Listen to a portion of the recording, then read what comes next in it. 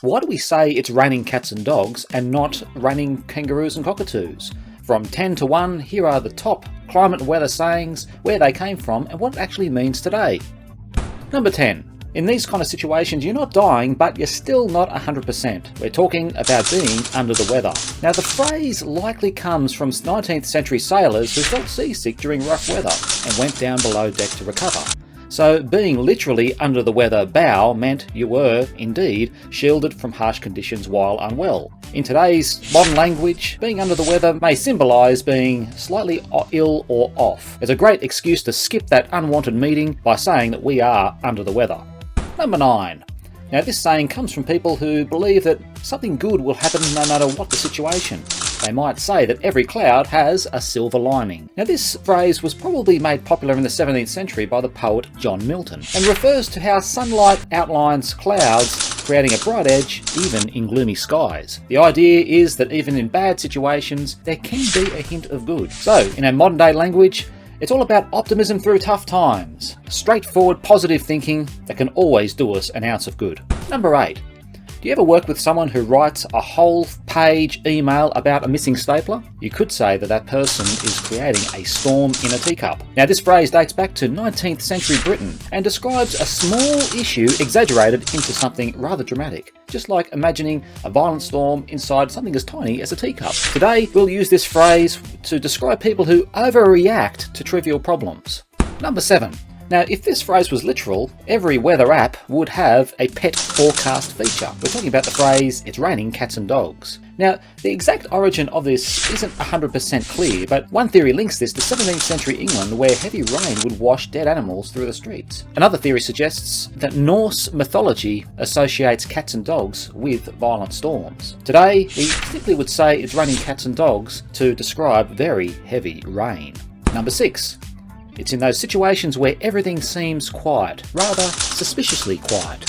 We could describe it as, perhaps, the calm before the storm. Now, this phrase comes from observed weather patterns from sailors, where storms often preceded an eerie stillness as pressure systems shift. Sailors recognised this quiet warning sign and were rather cautious during these times. Today, we'll often use the term calm before the storm to describe a peaceful moment right before chaos erupts.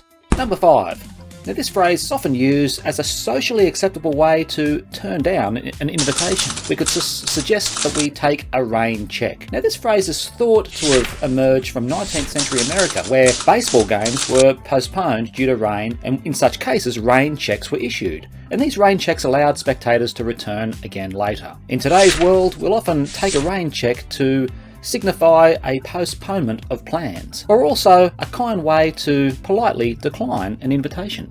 Number 4. Now, this is the motto of people who always follow through on their plans. You could say that they come, rain or shine. Sometimes it's often used as come, rain, hail or shine. This phrase reflects the reliability of people no matter what the weather conditions, and is thought to be rooted in agricultural or outdoor work where tasks continued no matter what the weather forecasts. We'll often use the term come rain or shine to describe people who commit themselves no matter what, such as that jogger who will run in the rain, sun, hail or snow. Number 3. Now, this phrase could describe a situation where your reputation walks into the room before you do.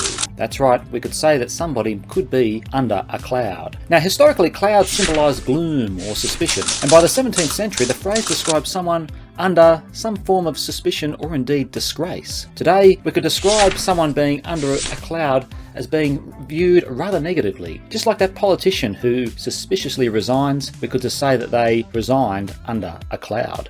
Number 2. Now, it's not actual snow, but it's just those 47 unread emails and that looming deadline. In such situations, we could describe ourselves as being snowed under. Now, the phrase, not surprisingly, comes from literally being buried under heavy snowfall, making movement very, very difficult. The metaphor shifted to overwhelming workloads. And in today's language, we could use the term snowed under to mean very, very busy. And finally, number 1.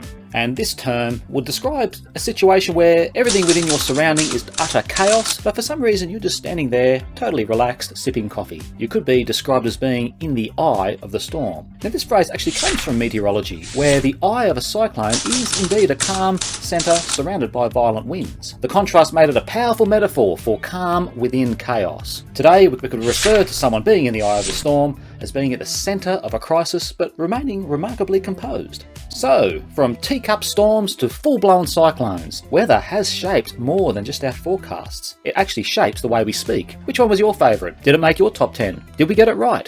Please subscribe and make a comment below, and we'll see you in the next video.